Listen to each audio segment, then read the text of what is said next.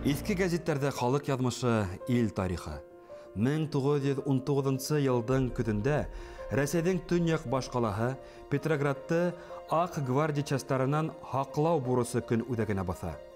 Қаланы обороналауда башқұрт гаскәрләре катнаша. Шул сакта башқұрт дивизияһы полит отделы Салават газетін нәшир итә. Газеттің 1919 елдың 31 октябрь ханында революцион хәрби совет рәисе Троцкийдің халдаттарға мөрәҗәгате басыла.